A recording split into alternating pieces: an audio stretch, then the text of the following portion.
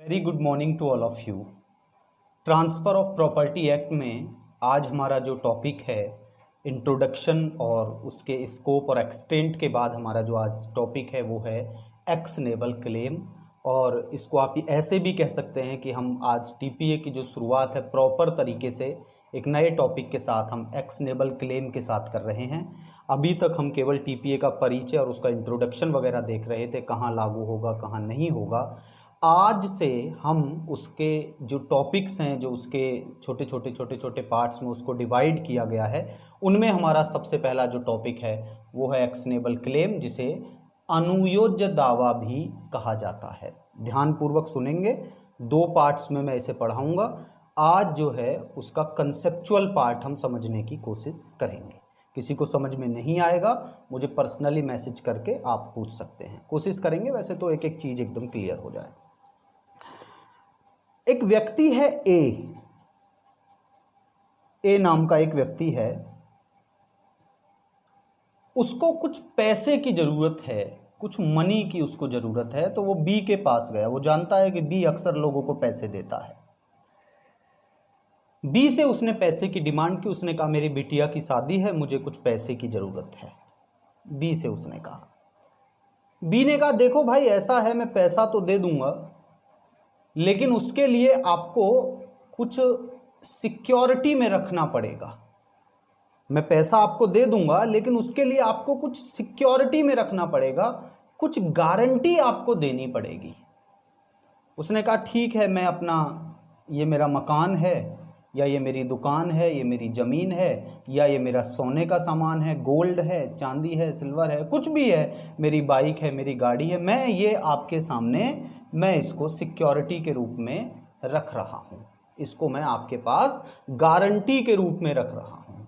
आमतौर पर जब भी कोई व्यक्ति किसी से कोई कर्जा लेता है तो वो कर्जा दो तरीके का ही होता है। जो डेब्ट होता है वो बेसिकली दो प्रकार का होता है, यहाँ देखेंगे ज़रा।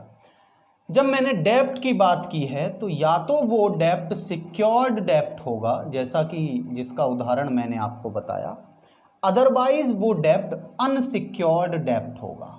अनसिक्योर्ड, दो तरीके का केवल डेब्ट होता है, एक सिक्योर्ड होता है, एक अनसिक्योर्ड होता है। अब हो सकता था बी ये कहे चलो यार तुम्हारे पास जमानत में रखने के लिए कुछ नहीं है, गारंटी के लिए कुछ नहीं है, मैं तुमको ऐसे ही ये पैसा दे देता हूँ, मैं तुमको ऐसे ही पैसा दे देता हूँ। तो पहली जो कंडीशन है, जब वो उससे पैसा देने के बदले सिक्योरिटी अपने पास रखता है, गारंटी अपने पास रखता है, वो बेसिकली वो कंडीशन दो प्रकार की होती है, समझिएगा। अगर गारंटी के रूप में मूवेबल प्रॉपर्टी को रखा गया है, चल संपत्ति, मूवेबल प्रॉपर्टी, मोबाइल को रख दिया, गाड़ी को रख दिया, बाइसिकल को रख दिया, मोटरसाइकिल को रख दिया, कोई भी मूवेबल प्रॉपर्टी, गोल्ड का कोई सामान है, गोल्ड है, हीरे हैं, जवाहरात है, कुछ भी है, अगर कोई मूवेबल प्रॉपर्टी को गारंटी के रूप में रखा गया है तो उस ट्रांजैक्शन को, उस संव्यवहार को हिंदी में हम गिरवी बोलते हैं। ध्यान से सुनेंगे, हिंदी में क्या बोलते हैं? गिरवी। और इंग्लिश में उसे बोलते हैं, इंग्लिश में उसके लिए एक नाम है जिसे हम प्लेज बोलते हैं, प्लेज बोलते हैं। और अगर ये इमूवेबल प्रॉपर्टी के बारे में है तो उसे हिंदी में हम बंधक बोलते हैं और इंग्लिश में हम मॉर्टगेज बोलते हैं। लेकिन ये दोनों ही बातें सिर्फ सिक्योर्ड और अनसिक्योर्ड डेब्ट के बारे में नहीं है, ये सिर्फ सिक्योर्ड डेब्ट के बारे में है, जिसकी सिक्योरिटी है। अगर वो मूवेबल प्रॉपर्टी है तो उसे गिरवी बोलेंगे और अगर वो इमूवेबल प्रॉपर्टी है तो उसे हम बंधक बोलेंगे, उसे मॉर्टगेज बोलेंगे। अब इसमें तो सिक्योरिटी हो गई, इसमें तो सुरक्षा है, गारंटी है, लेकिन अगर उसने सिक्योरिटी में कुछ नहीं लिया है, गारंटी में कुछ नहीं लिया है, तो क्या बी का जो राइट है जिसने पैसा दिया, मैं इसको यहाँ दोबारा से मेंशन कर रहा हूँ, बी का जो राइट है जिसने पैसा दिया, क्या वो राइट खत्म हो जाएगा? नहीं भाई साहब, राइट खत्म नहीं होगा। इसने जो इसको 50,000 रुपया दिया है उधार, जो इसने इसको 50,000 दिया है, इस पैसे में इसका कुछ राइट है, इसका कुछ अधिकार है, इसका कुछ अधिकार है इस पैसे में, और इस अधिकार के लिए, इस राइट के लिए, इस इंटरेस्ट के लिए वो कहां जाएगा? वो कोर्ट जाएगा। इस पैसे में उसका एक क्लेम है, इस क्लेम को करने के लिए वो एक एक्शन लेगा, और वो एक्स, ध्यान से समझना, इस एक्शन के लिए वो कोर्ट जाएगा।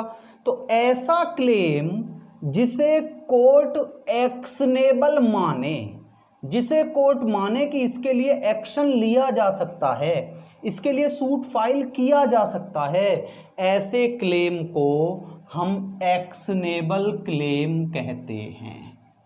ऐसे क्लेम को हम एक्शनेबल क्लेम कहते हैं। मेरी बात फिर से समझना, अगर किसी क्लेम में किसी का कोई इंटरेस्ट है, वो क्लेम कहाँ से आया? वो डेप्ट से आया, वो क्लेम कर्जे से आया। वो जो उसने कर्जा लिया था, उस कर्जे में उसका इंटरेस्ट है। अब वो जो इंटरेस्ट है, अगर वो सिक्योर्ड नहीं है तो फिर वो एक्शनेबल क्लेम है, और अगर वो सिक्योर्ड है तब वो एक्शनेबल क्लेम नहीं है। फिर वो या तो प्लेज होगा या वो मॉर्टगेज होगा, या तो वो गिरवी होगा या वो बंधक होगा। फिर से एक बार बता रहा हूँ, कुछ हो सकता है समझ में ना आई हो चीज़ें, बहुत ध्यानपूर्वक सुनेंगे। अगर जो डेप्ट है, जो कर्जा है, उसकी कोई सिक्योरिटी है तो फिर वो एक्शनेबल क्लेम नहीं होगा। यानी अगर मैं एक्शनेबल क्लेम की बात करूं तो केवल अनसिक्योर्ड डेप्ट ही, केवल अनसिक्योर्ड डेप्ट ही एक्शनेबल क्लेम की कैटेगरी में आते हैं। केवल अनसिक्योर्ड डेप्ट। सिक्योर्ड डेप्ट या तो गिरवी होंगे या फिर वो बंधक होंगे, मॉर्टगेज होंगे। इतना मैं उम्मीद करता हूं आप समझ गए होंगे, इतना आप समझ गए होंगे। इससे आगे बढ़ते हैं। जब हम एक्शनेबल क्लेम की डेफिनेशन की बात करते हैं तो ये मैं आज केवल कंसेप्ट की बात कर रहा हूँ, लिखना कैसे उस पर कोई बात नहीं कर रहा हूँ, सिर्फ समझाने की बात कर रहा हूँ। तो इसकी डेफिनेशन ना टीपीए के सेक्शन नंबर 3 में दी गई है। सेक्शन नंबर 3 में इसकी डेफिनेशन मेंशन की गई है कि आखिर एक्शनेबल क्लेम क्या है। तो उन्होंने दो चीज़ों को एक्शनेबल क्लेम बताया सेक्शन 3 के अकॉर्डिंग। एक तो है अनसिक्योर्ड डेप्ट और दूसरा है interest in movable property. Interest in movable property, ये जो मूवेबल प्रॉपर्टी होती है ना, वो दो तरीके की होती है। एक होती है जिसे आप देख सकते हैं, टेंजिबल, और एक होती है इनटेंजिबल, जिसे आप देख सकते हैं और जिसे आप नहीं देख सकते हैं। ये दो तरीके की होती है। ये जो मेरा मार्कर है, ये जो मेरे पास नियॉन का मार्कर है, इसे आप देख सकते हैं, लेकिन इसी मार्कर के अंदर एक इंटरेस्ट भी है जिसे आप नहीं देख सकते। अभी ये मार्कर कहीं रखा हुआ है, आप नहीं जानते कि वो किसका शॉप है, किसका घर है, तो आप ये तो जान रहे हैं कि ये मार्कर है, लेकिन इंटरेस्ट किसका है ये आप नहीं जानते हैं, ये आप नहीं जानते हैं। कई बार क्या होता है, फिजिकल एग्जिस्टेंस से प्रॉपर्टी दूसरे को नहीं जाती है। फिजिकली वो एग्जिस्ट करती है लेकिन फिजिकली वो जाती नहीं है, उसमें का इंटरेस्ट जाता है, उस प्रॉपर्टी में का इंटरेस्ट चला जाता है। देखो ध्यान से सुनना, एक तो है कि आप नगद में लेन देन करें, आपने कहा चलो भाई मैं तुमको 10,000 रुपये देता हूँ, नगद में आपने दे दिया। एक है कि आप फ़ोन पे से, गूगल पे से, पेटीएम से ट्रांसफ़र कर रहे हैं। तो ध्यान देना, पैसा जो है जब आप गूगल पे, फ़ोन पे, पेटीएम से करते हैं तो उसमें इंटरेस्ट जाता है। पैसा थोड़ी, हार्ड कैश थोड़ी दे रहे हैं आप उसको, उसमें क्या चला जाएगा, इंटरेस्ट चला जाएगा। तो वही इंटरेस्ट होता है interest in movable property. Interest in movable property, तो जो अगर किसी मूवेबल प्रॉपर्टी में कोई इंटरेस्ट है वो भी एक्शनेबल क्लेम है, और कोई डेप्ट है वो भी एक्शनेबल क्लेम है। ध्यान से सुनना, ए ने एक बच्चे को ट्यूशन पढ़ाया बी को। बी ने उनका जो 5,000 रुपया फीस था वो नहीं पे किया। तो इस 5,000 में, इस 5,000 में ये जो ए हैं इनका इंटरेस्ट है, इंटरेस्ट इन मूवेबल प्रॉपर्टी है। इंटरेस्ट इन मूवेबल प्रॉपर्टी है, तो ये कैसा क्लेम हो इसके लिए क्लेम करेंगे, और ये कैसा क्लेम है, एक्शनेबल क्लेम है। कैसा क्लेम है, एक्शनेबल क्लेम है। क्लियर बात है। उसी तरह मान के चलते हैं ए ने अपना मकान बी को किराए पर दे दिया, रेंट पर दे दिया। ए ने अपना मकान बी को, ए ने अपना मकान बी को रेंट पर दिया, किराए पर दिया। किराए पर दिया तो मान के चलते हैं कि 60,000 रुपया किराया हो गया, 60,000 रुपया किराया हो गया। अब जब ये किराया इतना हो गया, रेंट इतना हो गया, तो इस 60,000 में ए का इंटरेस्ट है, इंटरेस्ट है, इंटरेस्ट है। और वो इंटरेस्ट कैसा है, उसके लिए क्या करेंगे, वो क्लेम करेंगे, और वो क्लेम को कोर्ट क्या मानेगा, एक्शनेबल मानेगा। उस क्लेम को कोर्ट अगर कोर्ट एक्शनेबल नहीं मानता कोई बात नहीं है, और अगर कोर्ट उसको एक्शनेबल मानता है तो फिर वो एक्शनेबल क्लेम की कैटेगरी में आ जाएगा। तो ध्यान देंगे, एक्शनेबल क्लेम में दो चीज़ें शामिल होती हैं। एक होता है अनसिक्योर्ड डेप्ट, जो आपने डेप्ट दिया, जो पैसा दिया, जो कर्जा दिया, लेकिन सिक्योरिटी नहीं ली, तो ऐसा नहीं है कि आपका अधिकार खत्म हो जाएगा, आपका अधिकार एज इट इज़ बना रहेगा। और दूसरा, किसी मूवेबल प्रॉपर्टी में का जो इंटरेस्ट होता है, जिसे आप क्लेम करते हैं, और उस क्लेम को कोर्ट एक्शनेबल मानता है कि वाद योग्य है, मानता है कि अनुयोज्य है। वाद योग्य दावा या अनुयोज्य दावा इसको इसीलिए कहा जाता है। उम्मीद करता हूं इतनी बातें आपको समझ में आ गई होंगी। अब ये सब हमने टीपीए में क्यों, मतलब ये सब टीपीए में क्यों लिखा हुआ है? टीपीए में लिखने का कारण ये है, इन्होंने टीपीए में एक चैप्टर बनाया हुआ है जिसमें ये इस एक्शनेबल क्लेम को भी ट्रांसफर करने की बात कर रहे हैं। यहां से थोड़ा टेक्निकल इशू हो जाएगा, समझिएगा, टेक्निकल है थोड़ा सा। इस एक्शनेबल क्लेम को भी, ए ने बी को पैसा दिया, बी को पैसा दिया, तो राइट किसका है उस पैसे पर? सिक्योरिटी नहीं ली है, ए का राइट है। अब ए तो कह रहा है साहब मैं तो, अब इसने पैसा मुझे दिया नहीं, मैं तो कोर्ट कचहरी के चक्कर नहीं काटना चाहता, मैं नहीं चाहता, मैं तो विदेश में रहता हूँ भैया, मैं नहीं चाहता कि मैं कोर्ट कचहरी के चक्कर काटूं, मैं नहीं चाहता कि मैं बिना वजह का कोई इसके ऊपर सूट फाइल करूं। ऐसा है, मेरा ये राइट है, सही बात है। मैं एक काम करता हूं, क्योंकि मेरा राइट तो मुझे कोर्ट से मिलेगा ना, तो मैं एक काम करता हूं, मेरा जो क्लेम करने का राइट है, यानी एक्शनेबल जो क्लेम है, मैं उसे सी को ट्रांसफ़र कर देता हूँ। अच्छा, सी का क्या है? सी तो कोर्ट में आता जाता रहता है। सी का क्या है? सी को तो कानूनी जानकारी भी है, तो वो अच्छे से हैंडल कर पाएगा। मेरे पास इतना समय भी नहीं है, सी के पास समय भी है। अच्छा, मेरा जो क्लेम था, मेरा जो इसने पैसा लिया था वो 50,000 लिया था, 50,000, तो मैं इसको 40,000 में, 30,000 में, 50,000 में, या अगर वो मेरा बिल्कुल सगा संबंधी है, अगर वो उसके रिलेशन मेरे से क्लोज्ड हैं, काफ़ी ज़्यादा क्लोज्ड हैं, तो फिर उसके लिए बिना पैसे से मैं अपना एक्शनेबल क्लेम उसको ट्रांसफ़र कर रहा हूँ। अब क्या होगा, जैसे ही ये क्लेम बी सी को ट्रांसफ़र होगा तो ए के सारे राइट, सारी लाइबिलिटी, सारा जो भी पैसा वैसा मिलना था, सब कुछ अब ए का खत्म हो गया। वो सब कुछ किसको ट्रांसफ़र हो गया? वो सी को हो गया, वो सी को। तो एक्शनेबल क्लेम की डेफिनेशन महत्वपूर्ण नहीं है, हमें जो पढ़ना है ट्रांसफ़र ऑफ प्रॉपर्टी एक्ट में, वो इम्पॉर्टेंट बात यह है कि इसका ट्रांसफ़र पढ़ना है। कैसे कर सकते हैं, किस तरह का जो है आपको एक डीड बनवाना पड़ेगा, एक डीड बनवाना पड़ेगा, एक डॉक्यूमेंट बनवाना पड़ेगा, एक ट्रांसफ़र करने का एक अपना एक किस तरह से उसको करेंगे, वो क्या कंसीडरेशन ज़रूरी है या नहीं है, क्या रजिस्ट्रेशन होगा या नहीं होगा, क्या गवाह की ज़रूरत पड़ेगी या नहीं पड़ेगी। और अगर एक चीज़ और इम्पॉर्टेंट, इसने इसको ट्रांसफ़र कर दिया, इनको पता ही नहीं है, तो क्या उसको नोटिस दिया जाना ज़रूरी है या नहीं है? अब वो समझना, इसने इसको अपना एक्शनेबल क्लेम ट्रांसफ़र कर दिया, कल उसके पास पैसा आ गया, वो आया और ए को वापस दे दिया। अब इसने, इसको तो ये पैसा मिल गया, इसने क्या किया था, 60,000 में इसको बेच दिया था, ये एक्शनेबल क्लेम, इसको सेल कर दिया या इसको ट्रांसफ़र कर दिया, ये कह लीजिए, इसको ट्रांसफ़र कर दिया एक्शनेबल क्लेम।